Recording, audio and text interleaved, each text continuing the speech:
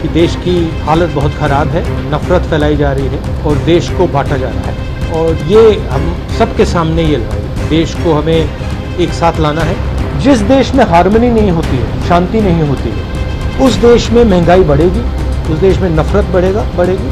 अगर देश को मजबूत बनाना है तो सबसे ज़रूरी चीज़ शांति, हार्मनी ये है। तो बीजेपी के लोग सोचते हैं कि नफरत फैलाकर, लोगों को डराकर, लोगों को मारकर इंडिया की, हिंदुस्तान की इकोनॉमी को स्ट्रेंथन किया जा सकता है। गलत फहमी में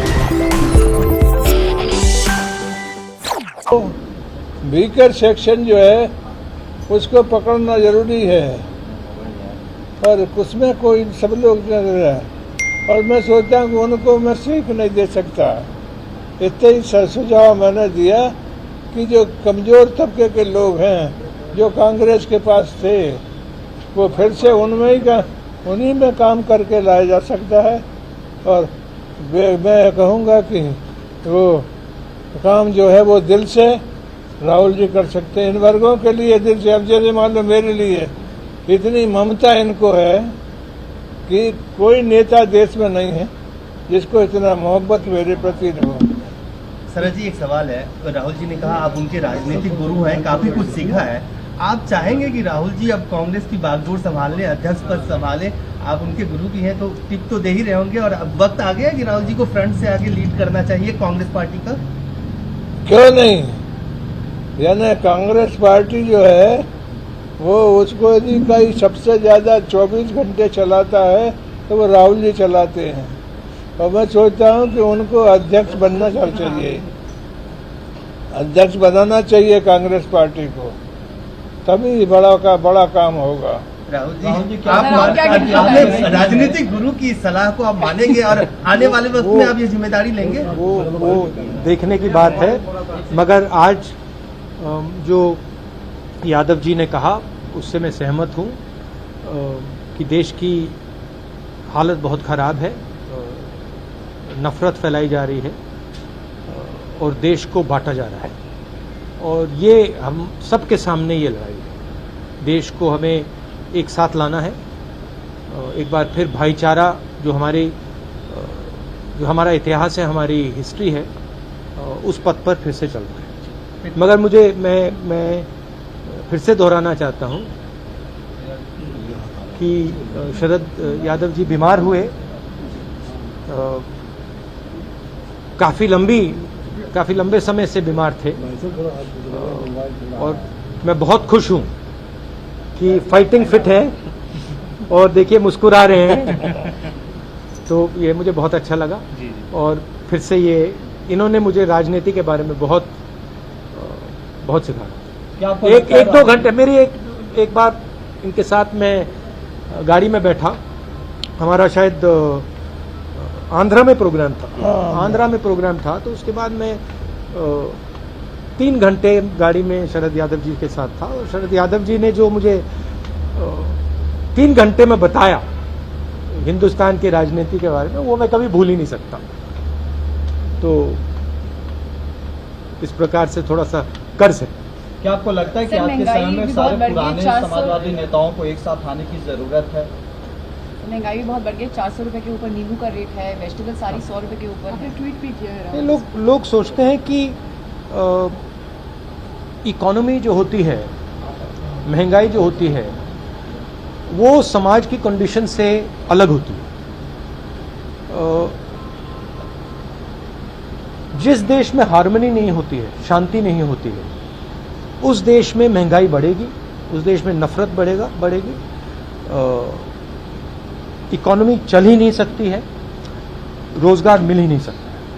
अगर देश को मजबूत बनाना है तो सबसे ज़रूरी चीज़ शांति, हार्मनी ये है। और बीजेपी के लोग सोचते हैं कि नफरत फैलाकर, लोगों को डराकर, लोगों को मारकर इंडिया की, हिंदुस्तान की इकोनॉमी को स्ट्रेंथन किया जा सकता है। गलत फहमी में है। राहुल जी, आप लगातार ये कहते रहे हैं कि इकोनॉमी कोलैप्स होने वाली मौजूदा वक्त की सरकार है। अभी ये खबर प्रधानमंत्री नरेंद्र मोदी की बैठक से बाहर निकली है कि जो हालात मौजूदा वक्त में देश के हैं वो हालात श्रीलंका जैसे होते जा रहे हैं, यानी श्रीलंका नहीं। मैं आपको ये बता देता हूँ, आप आप हिंदुस्तान की जो आर्थिक सिचुएशन है, रोजगार की सिचुएशन है, उसको आप अभी इमेजिन ही नहीं कर सकते हो। जो आने वाला है वो आपने अपनी पूरी जिंदगी में नहीं देखा है, क्योंकि इस देश का जो रोजगार का स्ट्रक्चर है, जो रीढ़ की हड्डी है, वो टूट गई है। जो स्मॉल एंड मीडियम बिजनेस हैं, छोटे दुकान चलाते हैं, इनफॉर्मल सेक्टर जो था, ये हमारी रीढ़ की हड्डी है। बड़े बड़े इकोनॉमिस्ट सोचते हैं, ब्यूरोक्रेट सोचते हैं कि इसका कोई मतलब ही नहीं। वो दूसरे देशों को देखकर अपना प्लान बनाते हैं। जैसे प्रधानमंत्री के माइंड में है कि भैया देखो साउथ कोरिया ने क्या किया, हमें भी करना चाहिए। वो बाहर देखते हैं और फिर कहते हैं हाँ हमें वैसे बनना है। उस प्रकार से काम नहीं हो सकता। हमें सबसे पहले ये पहचानना है कि हम हैं क्या और यहां क्या चलता है। तो ये रीढ़ की हड्डी जो इन्होंने तोड़ी है, इसका रिजल्ट अगले 2, 3, 4 साल में आएगा और भयंकर रिजल्ट आएगा। राहुल जी, राष्ट्रपति का चुनाव नजदीक है, विपक्षी पार्टियों के पास उतनी संख्या नहीं है। कहा जा रहा है विपक्षी पार्टी एक साथ एक यूनाइटेड एक उम्मीदवार खड़ा करेंगे। इस तरफ आप लोगों का कुछ है क्या इस पे आज कोई बात हुई?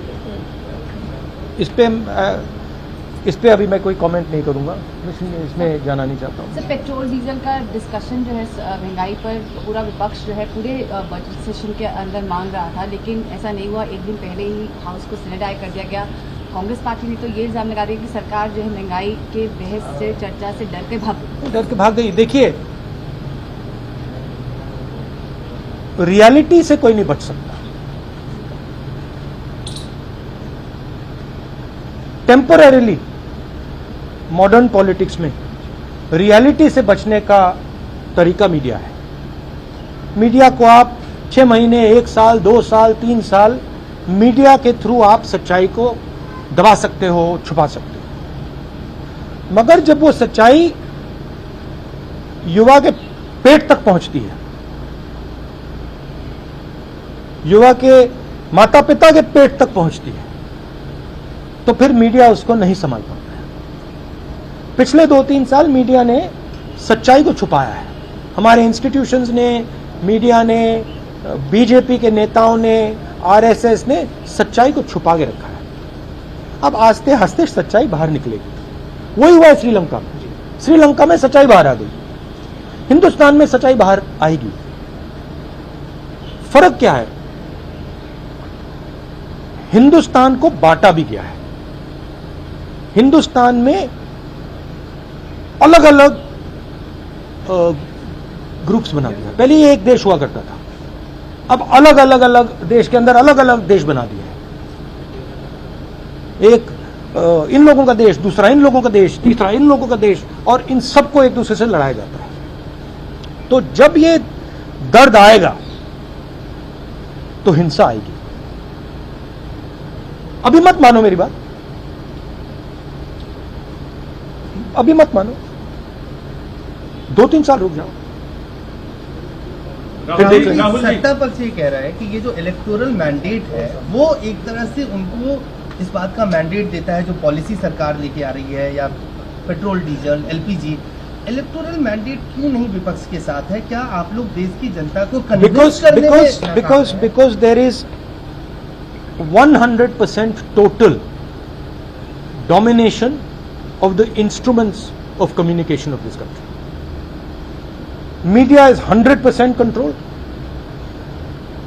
CBI, ED, these institutions suppress the conversation. Other institutions block the conversation. Loudspeaker सरकार के हाथ में है। पहले क्या होता था? लाउडस्पीकर सरकार के हाथ में होता था, ऑपोजिशन के हाथ में होता था। कभी समाजवादी के पास चला जाता था, कभी कांग्रेस के पास चला जाता था, कभी बीजेपी के पास, बीएसपी के पास। अब क्या है? अब लाउडस्पीकर किसी पार्टी के पास नहीं है, अब लाउडस्पीकर आरएसएस और बीजेपी के हाथ में। राहुल जी, नहीं तो मेरा तो जवाब क्या है? जवाब यह है कि इस कंट्रोल को बाईपास कैसे किया जाए।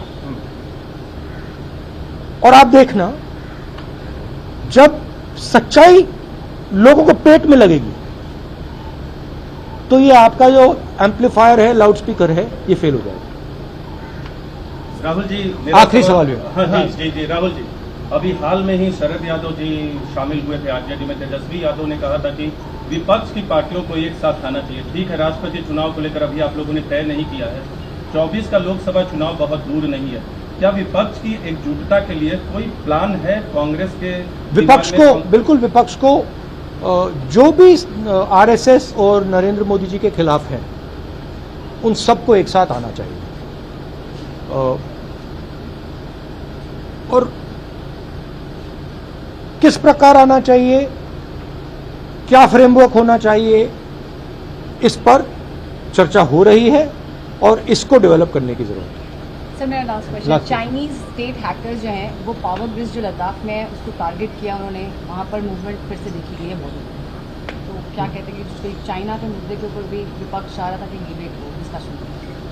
नहीं, चाइना के मुद्दे पे डिबेट पार्लियामेंट में नहीं होगी। के मुद्दे पे डिबेट पार्लियामेंट में नहीं होगी।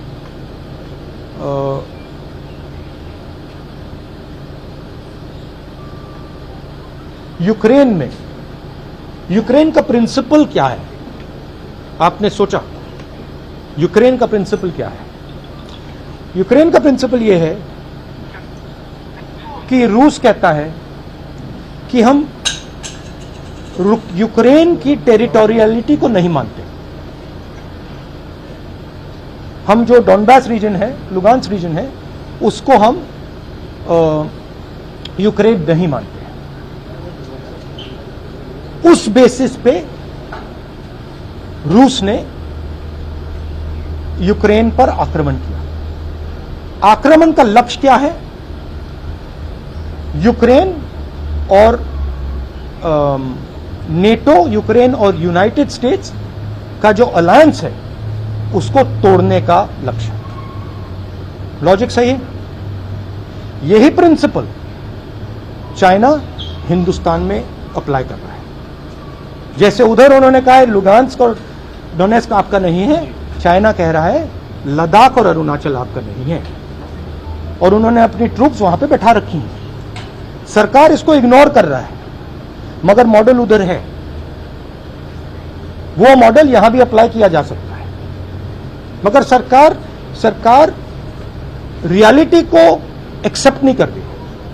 और मैं सरकार से कह रहा हूं रियलिटी को एक्सेप्ट करो, क्योंकि अगर आपने रियलिटी को एक्सेप्ट नहीं किया और आपने प्रिपरेशन नहीं की तो जब मामला खराब होगा आप रिएक्ट नहीं करते।